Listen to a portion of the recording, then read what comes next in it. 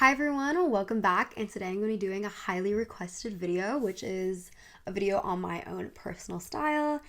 I'm going to be going to a more lookbook kind of format because I want to show you how I style some of my pieces, and because of that I'm not going to showcase like every single piece in my wardrobe, just the pieces that I really love and the pieces that I have worn quite often and that I style quite often. My wardrobe is mostly vintage.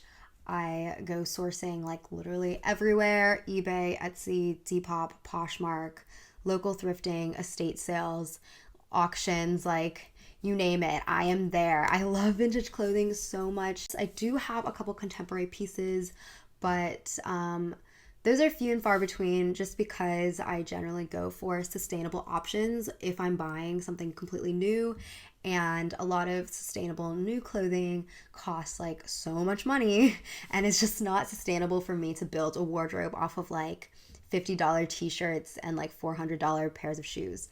So when I do buy something contemporary and new and not secondhand, I usually have to really like the item. Something that I think is a hallmark of my style is that I like to mix and match different decades of vintage fashion to create like something new and something that didn't exist. So let me just put things on and hopefully you'll get a better idea of what I'm talking about.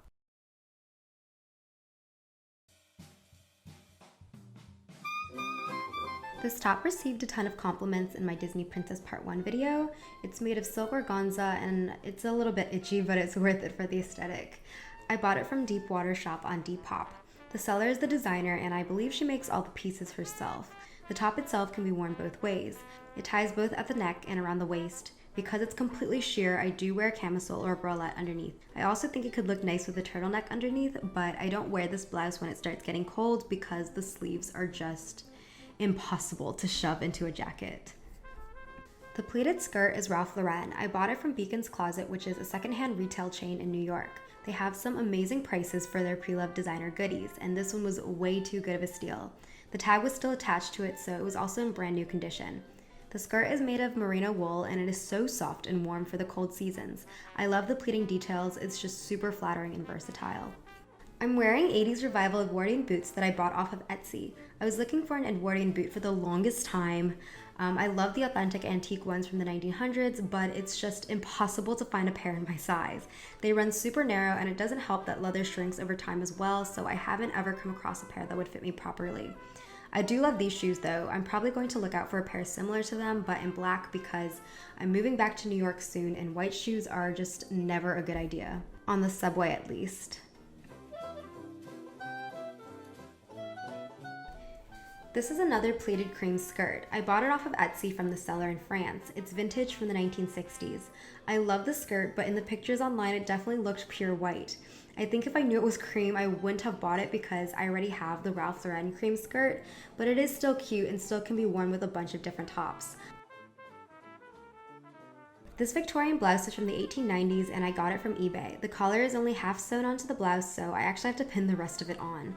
The waist size is like 22 inches, so it doesn't actually clasp all the way, but I think it looks good enough that I can wear it without too many people noticing. I really love this garment because it was my first Victorian piece and it's in excellent condition despite the age. It also gives me witchy vibes, so I'm so excited to turn some October looks in this. I bought the sun hat from David Jones, a department store in Australia, a couple years ago. I definitely would rather have something vintage, but at the time that I bought the hat, I wasn't as into vintage clothing. I also would heavily prefer if it had ties because this hat has been swept off my head on numerous occasions. So I think next summer I'll probably look for another sun hat, but this one has been cute for the last couple years. These shoes are vintage Tony Lama two-tone cowboy boots. I'm absolutely obsessed with them. I had been looking for cowboy boots forever, but I knew I wanted a vintage pair from Tony Lama or another reputable cowboy boot brand because their boots are known to be more durable and they're just more authentic to the OG Western wear. I actually found a pair of these on Etsy for over $100 and I fell in love with them, but I just didn't want to pay that much.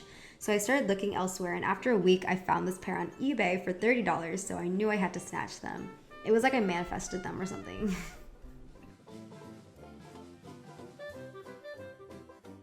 This peach colored bed jacket is from Stella Dallas, a vintage boutique in Brooklyn. The store is quite expensive, but I was able to buy this one on sale. It's from the 1930s and made of silk. It ties at the neck, so I usually wear something else underneath, though I could probably tie it tight and wear it on its own as well. I absolutely love the embroidery on this baby and the delicate collar.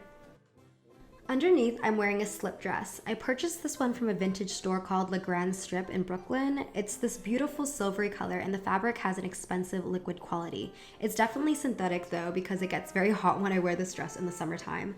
I'm picky when purchasing slip dresses, but this one stood out to me because of the lace detailing at the bottom and the dramatic low back.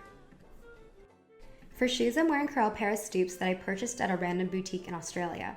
They give me a bit of a Dorothy Gale vibe and they are super versatile and comfortable. I also love when shoes give a pop of color to a neutral outfit. I wear these so often that they definitely aren't in the best of shape anymore, but still have plenty of life left. The dress is vintage Jean Paul Gaultier from his Soleil collection. This is probably my favorite piece in my entire wardrobe. It's just so special. I love the tiers and how flowy the dress is. It definitely has some Grecian goddess vibes. I usually layer the dress with some kind of top because I have a really small bust and strapless tops tend to slip down on me. The harness I'm wearing over it is from Sanguis Ornatus, a small online store. I love harnesses. You can really wear a harness over anything and it will vamp up your outfit. They also sell this piece in black, but I prefer brown or nude leather because I think black comes off as too punk or too S&M for my personal style. This harness also looks like a horse bit and I think it gives off some pretty edgy prairie vibes because of that. These boots are Frye riding boots. I bought them secondhand off of Poshmark. I'd been looking for a lace-up pair of brown boots for a while because they just give off the most immaculate steampunk vibes. I also have genetically muscular calves, so lace-up is a mandatory for tall boots. These babies give just the right amount of edginess to an otherwise feminine outfit and they're really comfortable too.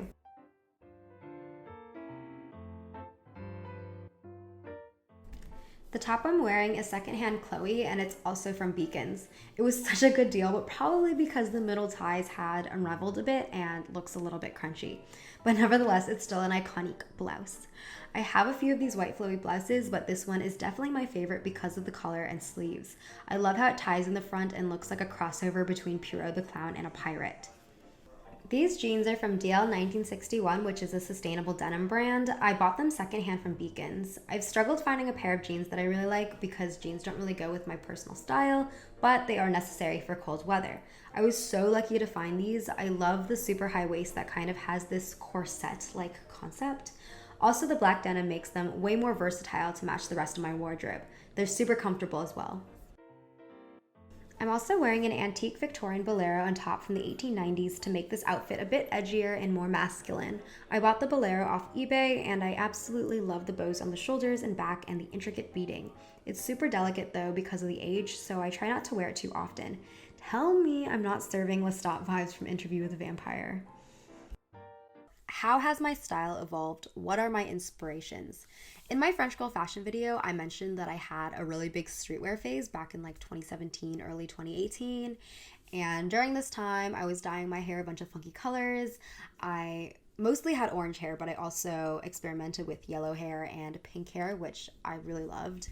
I was also wearing a lot of Doll's Kill and Korean fashion online stores and Instagram popular stores. So a lot of my clothes at this time was fast fashion, which made it more affordable for me to experiment. I'm obviously not a proponent of fast fashion, but at this time in my life, I wasn't as aware of those things. And so I kind of used cheap clothing as a way to figure out my personal style. I don't suggest you do that now. It is a waste of money at the end of the day if you're not going to commit to the aesthetic fully for at least like several months. And also it's bad for the environment. Now when I'm trying to figure out what I want to wear, I use Pinterest and I save Instagram photos like through my bookmarks to give me inspiration so I don't have to go out and like buy things and waste money. I also did a shoot with Unif back in 2018 and that inspired a lot of my style because they gifted me a ton of free clothes as like payment, I guess, for doing the shoot. They also gave me some money, but by industry standard, it was not a lot of money for a full day shoot, let me tell you.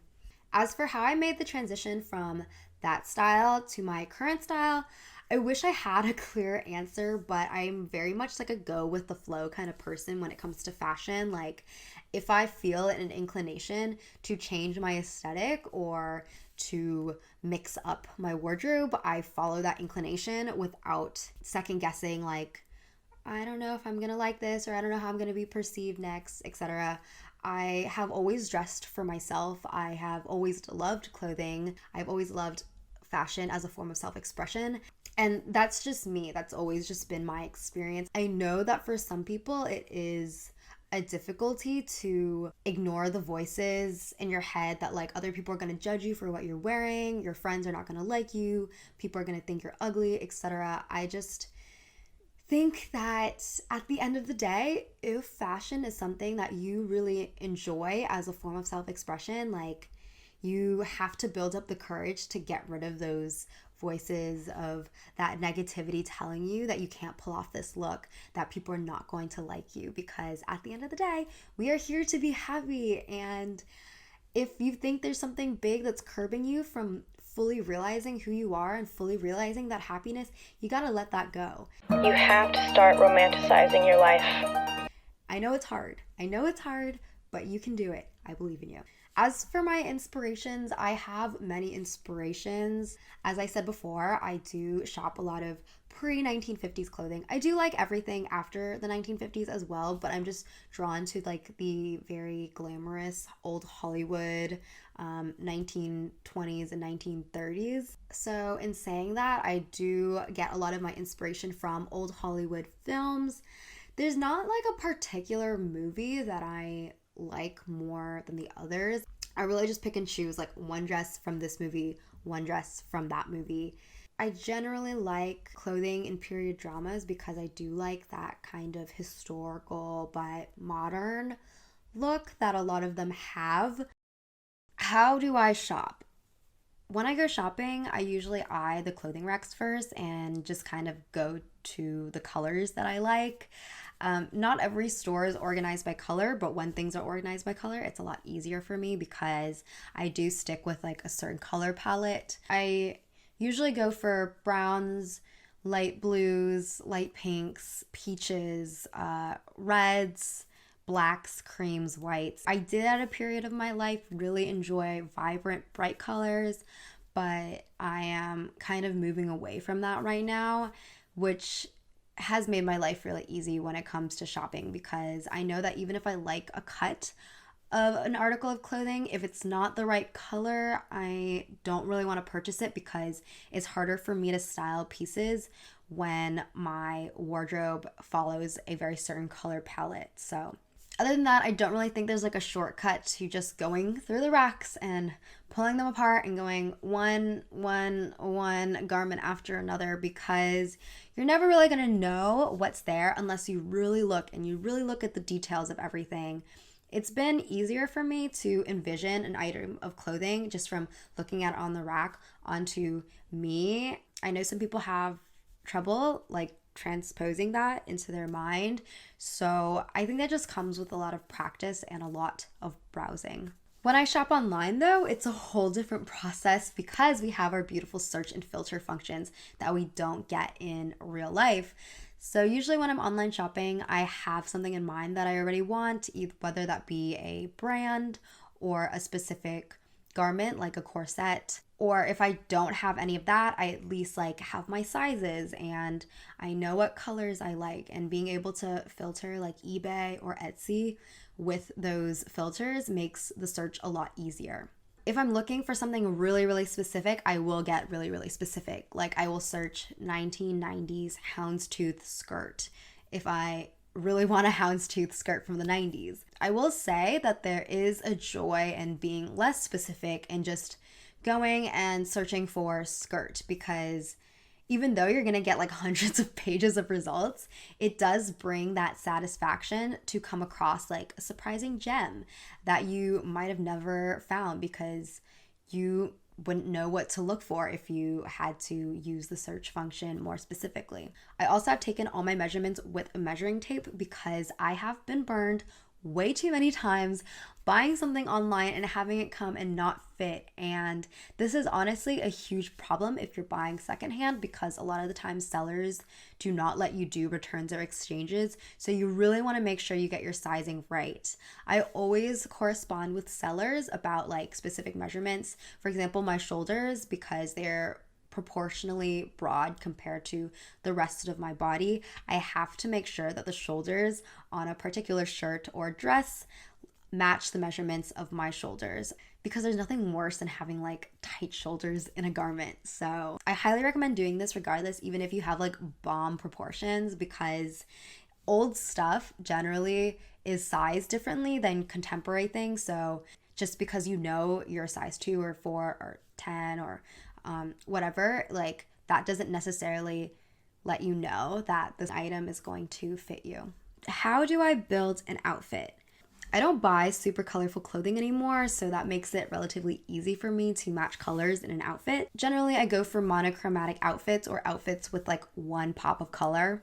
I usually start with one garment that I really want to wear, and then I think about how I would layer the piece. I purposely seek out bustiers, harnesses, and basically anything that's kind of cropped and has like spaghetti straps or really short sleeves can be layered on top of a turtleneck for extra flavor. And I also love the idea of wearing vintage undergarments as a top layer. So for example, I will wear like a corset over something or a girdle skirt over something. Like the possibilities are just endless. One of the easiest ways to modernize an outfit is changing up how that item was intended to be worn. Okay, so that's the end of this video. I hope you were able to get something from that. It kind of felt a little bit weird to talk about myself and not talk about like a certain time period or a certain movie. I hope that whether you're watching this to be nosy or because you want to learn something and incorporate it into your own style, I hope you found use in this video, and I'll see you next time.